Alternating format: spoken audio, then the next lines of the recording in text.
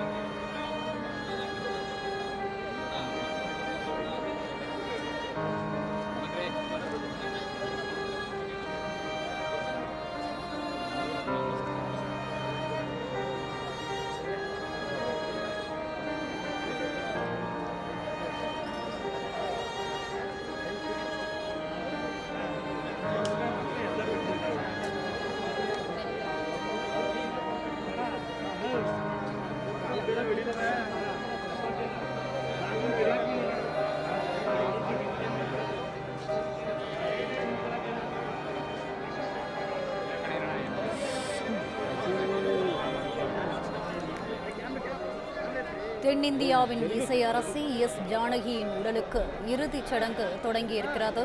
பண்ணை தோட்டத்தில் ஜானகி உடல் தகனம் செய்யப்படுகிறது. தமிழ், தெலுங்கு, மலையாளம், கன்னடம், ஹிந்தி உட்பட பல்வேறு மொழிகளில் 40,000த்திற்கும் மேற்பட்ட பாடல்களை பாடிய இசை பேரரசி எஸ் ஜானகி உடலுக்கு இறுதிச் சடங்கு தொடங்கியிருக்கிறது. கூடுதல் தகவல்களை தருகிறார் எமது செய்தியாளர் ராஜகுமரன். ராஜகுமரன், வணக்கம். மேலும் விவரங்கள். இசை அரசி என்று போற்றப்படக்கூடிய ஜானகி அம்மையார் அவர்களுடைய இறுதிச் சடங்கு தற்போது நடைபெற்று வருகின்றது. சிவ முறைப்படி வேத மந்திரங்கள் முழங்க அவருடைய இறுதிச் சடங்கு நடைபெற்று வரக்கூடிய காட்சிகளை காணுகின்றோம். கணவன் மற்றும் அவருடைய ஒரே மகனும் ஏற்கனவே காலமாகிவிட்டார்கள். மகள் வழி பேரன் இல்லத்தில் தான் அவர் இருந்து வந்ததாக சொல்லப்பட்டிருந்தது. இந்த நிலையில் தன்னுடைய பேத்தியின் மூலமாக இறுதிச் சடங்கு நடைபெற்று கொண்டிருக்கின்றது அவருக்கு என்பதை பார்க்கின்றோம். மறைந்த ஜானகி அம்மாள் அவருக்கு துப்பாக்கி குண்டுகள் முழங்க காவல்துறையினர் மரியாதை செலுத்தி இருக்கின்றார்கள். மாரடைப்பு காரணமாக பின்னணி பாடகி இசை அரசி ஜானகி அவர்கள் காலமாகி இருந்த நிலையில் அவருக்கு இன்று காலை முதல் மைசூர் அருகே இருக்கக்கூடிய இல்லத்தில் வைத்து ஆயிரக்கணக்கானவர்கள் அஞ்சலி செலுத்தியிருந்தார்கள். அதன் தொடர்ச்சியாக தற்போது இறுதிச் சடங்குகள் மயானத்தில் நடைபெற்று கொண்டிருக்கின்றன. அவருடைய பண்ணை தோட்ட பகுதியிலேயே நினைவு அரங்கம் கட்டக்கூடிய விதமாக கர்நாடகத்தின் மைசூருக்கு அருகில் இருக்கக்கூடிய பகுதியிலே இந்த இறுதிச் சடங்கு நடைபெற்றிருக்கின்றது. இறுதிச் சடங்கிலே பல்லாயிரக்கணக்கானவர்கள் பங்கேற்றிருக்கின்றார்கள் என்பதையும் பார்க்கின்றோம்.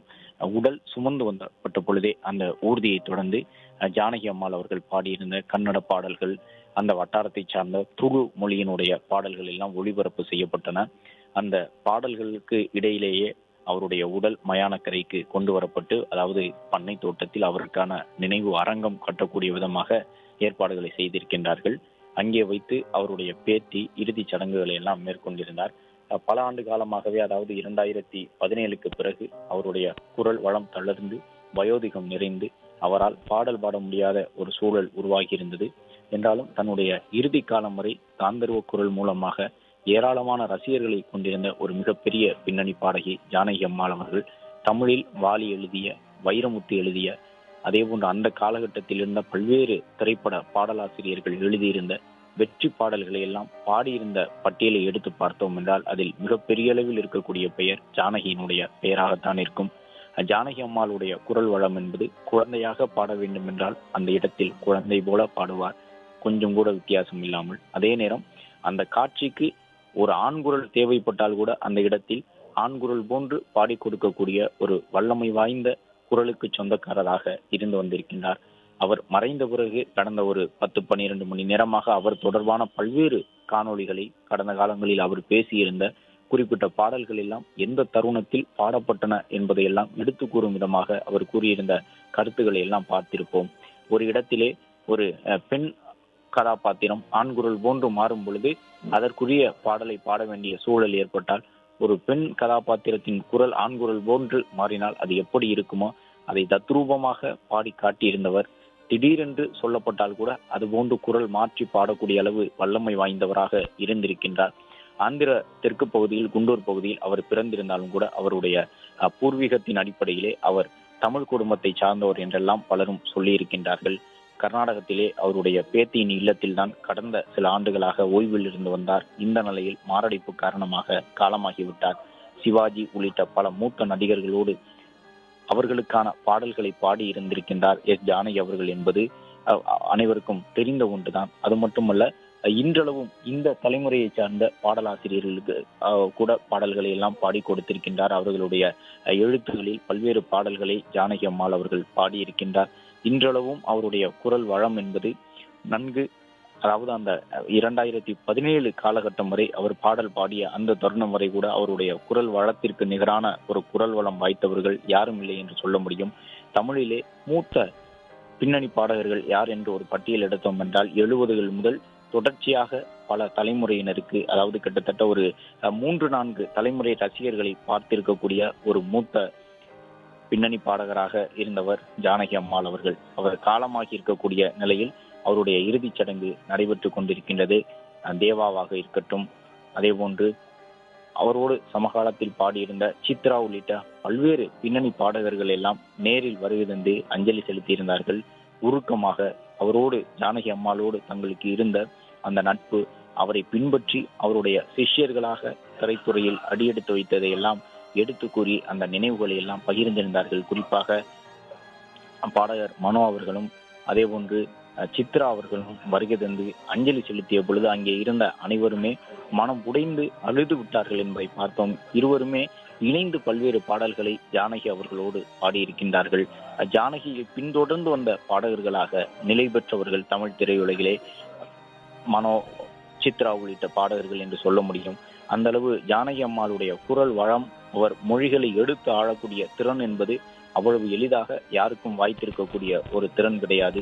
அதன் காரணமாகத்தான் தமிழ் திரையுலகில் ஒரு நீண்ட நெடுங்காலம், கிட்டத்தட்ட 3-4 தலைமுறை ரசிகர்களை கவரக்கூடிய காந்தர்வ குரலுக்கு சொந்தக்காரர்களாக அந்த பின்னணி பாடகராக இருந்தவர் என்பதை மறுக்க முடியாது. தற்போது மைசூருவில் இருக்கக்கூடிய பண்ணை வீட்டிலே அவருடைய இறுதிச் சடங்கு நடைபெறுகின்றது. அது மட்டுமல்லாமல் சிவாச்சாரியர்கள் உள்ளிட்டவர்கள் வருகை தந்து சிவமுறைப்படி குடும்ப பாரம்பரிய வழக்கத்தின் அடிப்படையிலே அவருடைய இறுதிச் சடங்கில் பங்கேற்றிருக்கின்றார்கள் என்பதையும் பார்க்கின்றோம். இன்னும் சற்று நேரத்தில் அவருடைய உடல் எரியூட்டப்பட உள்ள நிலையில்தான் தற்பொழுது இறுதிச் சடங்கிற்கான ஏற்பாடுகள் தொடங்கியிருக்கின்றன. காவல்துறையினர் குண்டுகள் முழங்க அவருக்கு இறுதிச் சடங்குகள் எல்லாம், அதாவது அரசு முறைப்படி செய்ய இருக்கின்றனர். பிளே ஸ்டோர் மற்றும் ஆப் ஸ்டோரில் இருந்து பாலிமர் செயலியை QR கோடு மூலம் பதிவிறக்கம் செய்யுங்கள். செய்திகளை உடனுக்குடன் பெறுங்கள்.